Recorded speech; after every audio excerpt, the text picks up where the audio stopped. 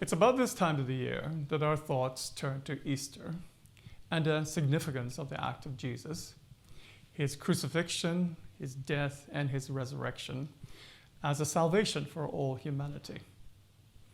Now, resurrection, the revival of the dead, is a central concept in Christian faith. As Paul says, if there is no resurrection of the dead, then Christ has not risen from the dead. Our proclamation, therefore, is in vain, and your faith is in vain.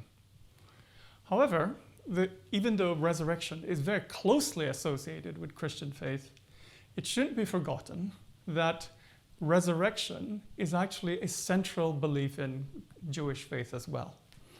It's rooted in the Hebrew Bible and in Second Temple literature. It did not grow out of a vacuum.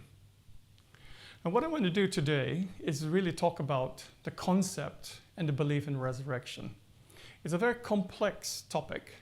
So I'm going to arrange and order my comments on three main points. The first point is that resurrection is not a marginal concept in Judaism, but it is a central belief.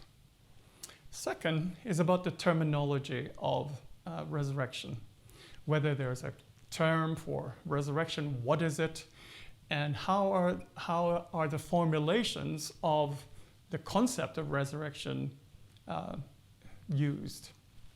And finally, and perhaps the most substantial point, is really the development of the concept of resurrection in the post-exilic and post-exilic period. So the first point about the centrality of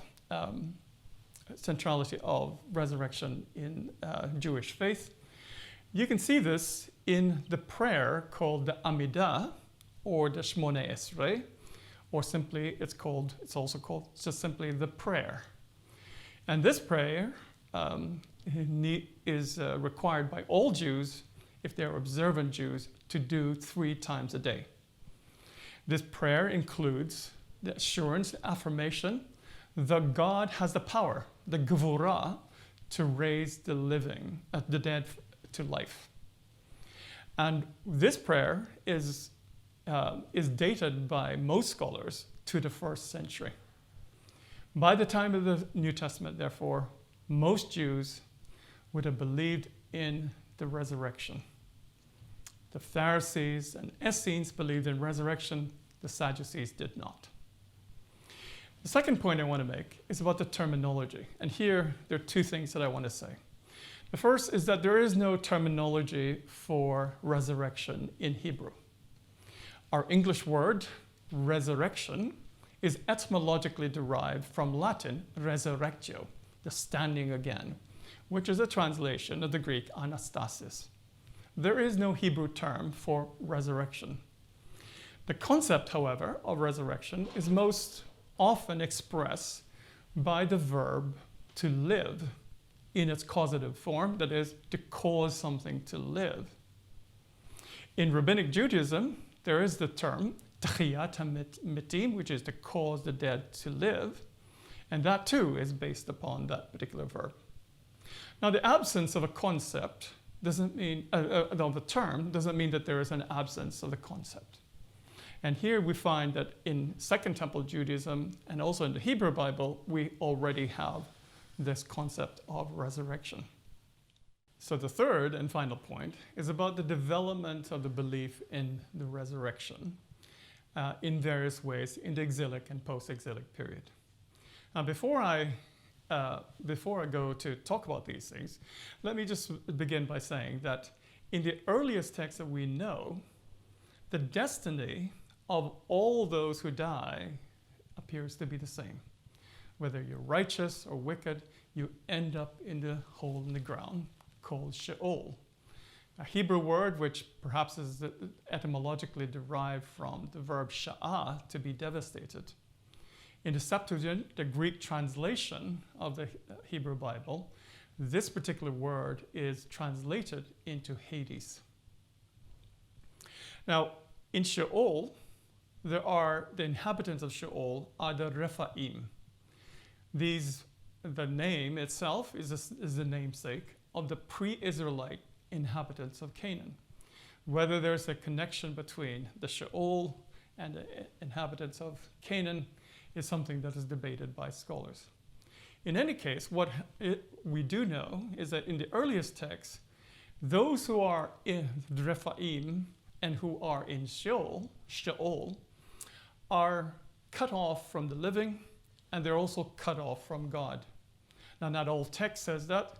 In other texts, they seem to also indicate that somehow Yahweh, God, has sovereignty over Sheol. So this particular teaching and belief in the destiny, the common destiny of both the righteous and the wicked, in some ways is very unsatisfactory. After all, if you are a faithful follower of Yahweh, you have the same destiny as the one who is wicked. So it's not surprising, therefore, that in the exilic and post-exilic period, the belief in resurrection developed in various ways.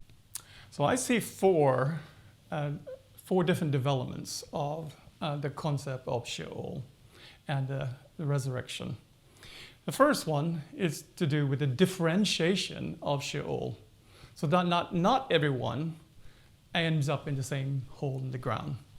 We find this in the book of Enoch, and in this particular passage in Enoch, Enoch and the angel Raphael comes to a great rocky mountain where they see 4 different deep caverns.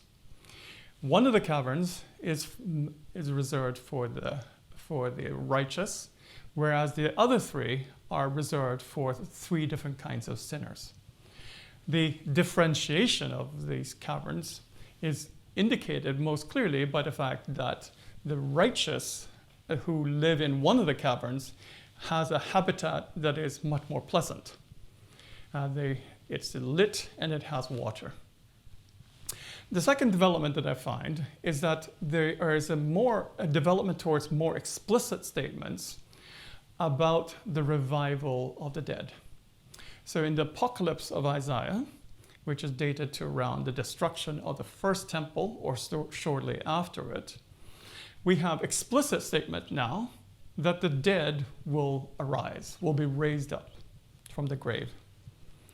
And the third development that I see is that resurrection now becomes associated with reward and punishment. In the second book of Maccabees, with the martyrdom of a mother and her 7 sons, we find the resurrection associated with reward and punishment. So, for instance, the second son, who is tortured, who is dismembered, and in his last breath, he said, "The King of the universe will raise me up as a reward for obeying his laws."